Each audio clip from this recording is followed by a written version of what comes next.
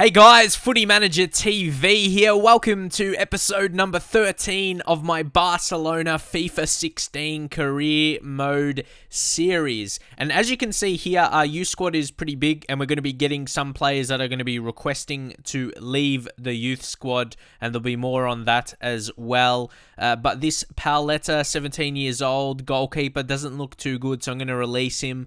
I really want to be bringing through the best, like really high quality players that could become an actual Barcelona first team player. So have to have high potential and a decent overall, even though they're young and they still need to be trained and get experience. But as you can see, our next game is not until the 6th of January. So have a few days to play through, which is good because some transfer action is going to be playing out. And another youth player wants to be signed up to the first team here as well. So we'll check him out. Escudero.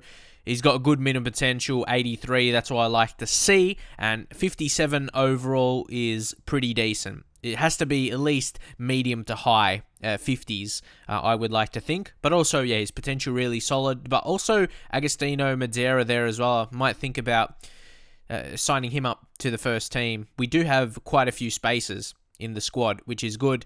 Mascherano, I found that funny, just like how politely he asked to leave. He's like, please, just let me leave. So, yeah, put him on the transfer list, and we shall see if anyone really makes a bid. So we'll have to see on that. And also, yeah, I know I haven't been uploading this series too regularly. I'm trying to get back to regular uploads and recording FIFA, so just bear with me because, yeah, I've mentioned it before, like in my Leeds career mode, actually playing the game, playing the matches and whatever, I've gotten a bit bored of recently, but I'm trying to get back to that. I'm slowly getting back into it, but yeah, hopefully you guys can bear with me. And it won't be long before we get back to consistent uploads in this series and just my FIFA videos in general. And you did see there that I was going to make a move for Laporte. I think he would be an excellent replacement for Mascherano, but he could probably come in the first team. Probably would start him ahead of Bartra. Is better overall as well. And Ter Stegen, we got a few offers here. His form is bad. Generally, I get offers in January for goalkeepers that are playing really well, not a player that is playing badly. And I think we should negotiate. I've noticed in comments a lot of you guys saying to actually sell Ter Stegen if we're going to be playing Bravo more regularly. But that's the question. Who do we replace him with? Do we get a young goalkeeper with potential? Actually, a really good first-team player. But this is what else I wanted to mention. Andres Ferraras, he terminated his contract. This is still in the game. This happened in my first season, I'm pretty sure, with Manchester United, if I remember. Like, where some players, you wouldn't get that message saying they want to leave the youth squad, and they just leave. And I think he was one of the better players in the youth squad. So I wasn't happy about that. And yeah, I know there's something about the youth players as well I don't really like in FIFA. I feel as though they need a revamp. I like how they added the faces, like the regenerated faces, which is nice. But yeah, does anyone else feel the same? I want the youth to be improved. I'm not sure. There's just something I don't like about it where I can't exactly pinpoint it. But for me, a lot of it is they're really mixed how they come out. Sometimes they don't make sense, like their work rates and their weak foot and skill moves, all of that. Like this guy here, understandable. Like he's Brazilian, so attacking work rate. So yeah, sometimes you'll get one like that where it's understandable, but sometimes you can get some really weird work rates and skill moves for some certain players. But again, it's just a game, but it's a part you would like to see improved. And also with the types like Sergio Busquets and Gerard Piqué, I don't really want to be letting them go. I just felt, yeah, it will be unrealistic. It wouldn't really feel like Barcelona if I were to sell one of those players. And I already did sell Alba, which like a few guys weren't too happy about. But that's career mode as well. Now, I was able to get a replacement of Gaia, who's probably going to be a better player because he's quite a few years younger, and that means he's going to have time to progress and probably end up being a better player. So we finally do get into the first game of this episode, and this is in the cup. We're going to have two legs of the cup, so it kind of it fits well, like, yeah, finishing it up in one episode. But here's Neymar with an opportunity late in the first half. Can he strike? It was straight at Andres, their goalkeeper, so not the best finish. I was actually surprised I got that far, that I didn't get tackled. So yeah, probably wasn't the best shot. Didn't really aim. It was just like straight at the goalkeeper, as I said. Fell to Gaia there. Unfortunately, he was getting pressured by the opposing player. I don't think it was a defender, but yeah, either way, like I said, you're getting pressured, couldn't really control the ball. Again, another opportunity Neymar had there. We're really fighting for a goal here. We need one in this home leg. And Dani Alves plays to Neymar. Neymar with the shot. Dani Alves kept going, and credit to him for that, even though I pressed the button like LB on the Xbox, and it keeps them running, like making a run after they pass it to go for the 1-2. Which I didn't intend to do initially because, yeah, I was going to take the shot. But that was because it was a good shot. I wouldn't say it's lucky. The goalkeeper made a really good save. It was a good finesse shot. There was some power in it. So the goalkeeper, yeah, he had to, parry it. But unfortunately for him, it went straight at Alves and he was able to score. Not the best performance in this game. I would have liked more goals. Maybe we have a late opportunity here to win 2-0. Or win this leg. We still have another leg to play. And Williams, can he cross it? Sets it up for Suarez, and he makes it 2-0 to make this result. And puts us in a good position. Make the result look better, but put us in a position where we are probably going to advance now with a 2-0 lead going into the second leg. So, well done. Luis Suarez, he's been pretty consistent for us this season. What I like, and I don't know if you guys think it's unrealistic or not, but it's probably a good thing to not rely on Messi to do everything. But of course, in real life as well, Suarez and Neymar, I guess, as well, they create and score their fair share of goals. But I don't want to be like a one-man team or something like that. I don't want to be relying on Messi. No doubt he's the best player in the world. I don't want to start the argument with Ronaldo. I love both those players. Ronaldo probably actually is my favorite player, if I'm honest. So it's weird to say that because I love Ronaldo when he was at Manchester United. But yeah, that's a completely different discussion. So Sandro wants a new contract. He wants more wages because, we have been training him. So he's been improving in his overall. More offers you can see here for Ter Stegen. We're going to up it to 32.5 million. I think that's probably the most I could get for him, judging on counters I've had back so far. But I'm not sure if West Brom can reach that. It's a bit of a weird move for West Brom. I don't know if they would even have that much the amount of money they offered in the first place. So yeah, we get Madeira. We sign him up. He's got 88 aggression.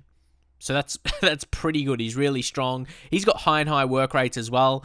Like I said earlier, how the work rates may not be... It's not that they're not good. Sometimes they don't make sense. But this occasion, yeah, they're fantastic. I have no complaints for this time around anyway. So, again, we're positioning with Laporte. We don't need to rush for the deal. So, yeah, I want to make sure I get him as cheap as possible, even though we have so much money. But... I want to go for if I sell Ter Stegen, but you can see there Javier Mascherano leaves to Arsenal for 15 million. I think that's a decent amount because he did want to leave, so I want to ship him out fairly easily. Another scout report, Cameroon. Do you think as we go through the seasons, I should continue to scout Cameroon? Because I know they had that agreement, like the Samuel Eto'o Foundation, but I'm not sure if it is anymore, if they kind of have that agreement anymore. Because I know around 2013 they did, but... Maybe update me on that situation if you have any idea. But the offer is going to be accepted there. And I think maybe leave in your comments as well. Do you think that was a good amount? Of course, if it does end up happening and he does end up moving to Dortmund, 32.5 million for Ter Stegen. I think that's a good amount and it could contribute. We could sign him anyway already. And those two would be big signings and really good signings as well. De Gea and Laporte. De Gea is Spanish. Of course, Laporte is French, but he's at Athletic Bilbao, and they can only sign Basque players, can't they? And majority of them are Spanish as well, but they've got, like, some French players can. I'm not sure exactly how it works. I'm not too knowledgeable about it, but... Yeah, he obviously would have been in Spain for a long time, Laporte. Not for a long time, obviously, since he's been at Bilbao. But, yeah, either way, I think that's a realistic enough transfer for that reason, if Athletic Bilbao have him, because they have mostly Spanish players because of that kind of rule they have in place. They would actually be a interesting career mode to do, but obviously because career mode in FIFA is not as in-depth in Football Manager. In Football Manager actually has the restriction in the game, but in FIFA you can sign anyone for them. I would imagine anyway. I haven't tried a career mode with them, but I wouldn't imagine they would have that rule in place in the game. But they would be a very interesting career mode to do. And like I was going to mention before, like I don't think like I have been consistent with my FIFA videos probably since, or not as much as I was since about FIFA 14. I remember I was making videos every single day in FIFA career mode, and I just haven't got back to that. But we do get an early goal here who made it 1-0, so he should be advancing.